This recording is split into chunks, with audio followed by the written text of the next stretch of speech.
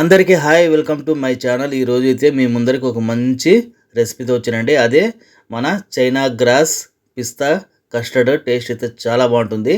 ఇదే అండి China grass అంటే. మనకు ప్రొవిజన్ స్టోర్లో కానీ మసాలా స్టోర్లో కానీ ఈజీగా దొరికిపోతుంది. దీన్నే అగర్ అగర్ అని కూడా అంటారు. చైనా గ్రాస్ అని కూడా ఇచ్చేస్తారు. ఇప్పుడు దీన్ని ఏం చేద్దామంటే ఒకటికి 2 సార్లు అయితే బాగా కడుక్కునేద్దాం. మనము దుమ్ము ఏమైనా ఉంటే వెళ్ళిపోతుంది. మామూలుగా ఇది ప్యాకెట్లో వస్తుంది. ఒకసారి కడుక్కునేసి మంచిది కదా. ఒక గ్లాస్ నీళ్ళు వేసి బాగా దీన్ని కడుక్కునేస్తాము. టేస్ట్ అయితే ఇది చాలా బాగుంటుందండి. చేయడం కూడా ఇది చాలా ఈజీ. ఇది టేస్ట్ మాత్రం చాలా బాగుంటుంది. ఈ విధంగా ఒక్క సెకండ్ అలాగా మనము దీన్ని కడుక్కునేద్దాము. ఇప్పుడు దీన్ని ఏం చేద్దామంటే ఒక హాఫ్ గ్లాస్ నీళ్ళు అయితే నానపెట్టేద్దామండి. పెద్ద గ్లాస్ ఒక హాఫ్ గ్లాస్ నీళ్ళు అయితే పోస్తున్నాను. దీంట్లో నానబెట్టేసామంటే ఒక హాఫ్ అన్ అవర్ మనకు దీన్ని కరిగించేటప్పుడు తొందరగా అయితే కరిగిపోతుంది. అప్పటికప్పుడు అంటే కొంచెం లేట్ అవుతుంది. ఒక హాఫ్ అన్ అవర్ అయినా మనం నీళ్ళలో నానబెట్టేయాలి. కరెక్ట్గా ఒక హాఫ్ గ్లాస్ వేసి ఇది పూర్తిగా మొత్తం బాగా మునిగేంత వరకు నానబెట్టేయడమే. చూసారు కదా, ఈ విధంగా గిన్నెలో పడుచుకునేద్దాము. ఒక హాఫ్ అన్ అవర్ అయితే దీన్ని రెస్ట్ ఇచ్చేద్దాము. ఆ లోపల మనం ఏం చేద్దామంటే స్టవ్ మీద ఒక గిన్నె పెట్టేసి నేనైతే 3/4 లీటర్ పాలు అయితే తీసుకున్నానండి. స్టవ్ను హై ఫ్లేమ్లో పెట్టేసి ఒక 8 నిమిషాలు మనం పాలను బాగా ఉడికించుకుందాము.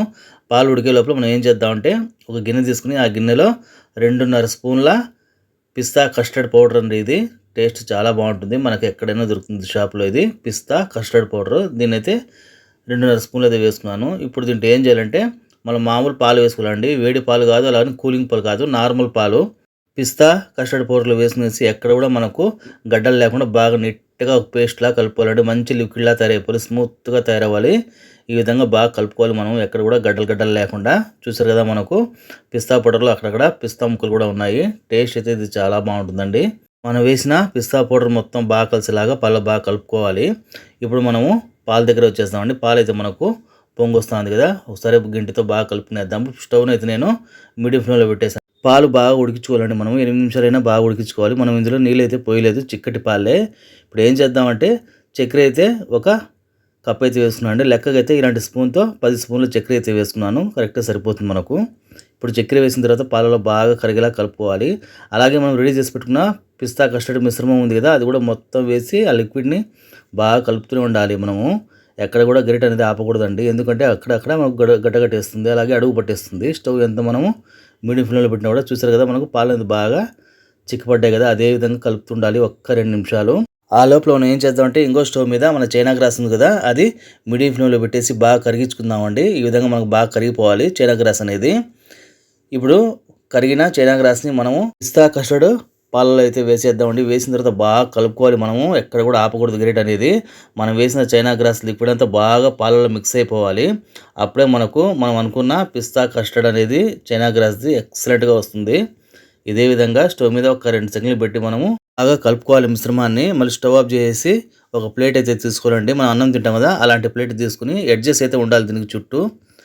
మనం రెడీ చేసి పెట్టుకున్న పిస్తా కస్టర్డ్ ఉంది కదా చైనా గ్రాస్ది, అది మొత్తం ప్లేట్లో వేసేసి ఒక్క 10 నిమిషాలు అయితే మనము దీన్ని ఫ్యాన్ కింద అయితే పెట్టేద్దామండి. బాగా సెట్ అయిపోతుంది. ఫ్యాన్ కింద 10 నిమిషాలు మనము పెట్టేయాలి. డ్రై ఫ్రూట్స్ మీరు ఏదైనా వేసుకోవచ్చండి. నేనైతే బాదం అయితే చిన్న చిన్న ముక్కలు కట్ చేసి ఈ విధంగా వేసుకున్నాను. చూడడానికి ఎంత కలర్ఫుల్గా ఉంది కదా, టేస్ట్ కూడా చాలా బాగుంటుందండి. నోట్లో పెడితే మనకు కరిగిపోయేలా ఉంటుంది. ఒక 10 నిమిషాలు బాగా ఆరిన తర్వాత దీన్ని ఫ్రిడ్జ్లో పెట్టాలండి. ఫ్రిడ్జ్లో అయితే మినిమం ఒక 10 అవర్స్ అయినా పెట్టాలి. మనకు తొందరగా కావాలంటే మినిమం ఒక 6 అవర్స్ అని అయితే ఇది బాగా సెట్ అయిపోతుంది. కూలింగ్గా ఉంటుంది. ఇది కూలింగ్గా ఉన్నప్పుడు తింటేనండి టేస్ట్ చాలా బాగుంటుంది. మనకు ఆ చైనా గ్రాస్ది అలాగే పిస్తా ఫ్లేవర్ అనేది బాగా తెలుస్తుంది. టేస్ట్ అయితే ఎక్సలెంట్గా ఉంటుంది. ఈ విధంగా చిన్న చిన్న ముక్కలకి అయితే కట్ చేసుకునేద్దాము. అసలు మనకు తింటుంటే నోట్లో పెడితే కరిగిపోయేలా ఉంటుందండి. ఎంత బాగుంటుంది. ముక్క చూసారు కదా ఎంత బాగుందో. ఇప్పుడు దీన్ని అయితే ప్లేట్లో సర్వ్ చేసుకునేద్దాము. చూసారు కదా ఎంత సింపుల్గా చేసుకోవచ్చు. అసలు చూస్తేనే మనకి ఇది చాలా టెంప్టింగ్గా ఉంది కదా, ఎంత స్మూత్గా ఉంది చూసారు కదా. టేస్ట్ అయితే చాలా బాగుంటుందండి. తప్పకుండా ట్రై చేయండి. మీకు నచ్చితే లైక్ చేయండి, సబ్స్క్రైబ్ చేయండి, షేర్ చేయండి. Thanks for watching me.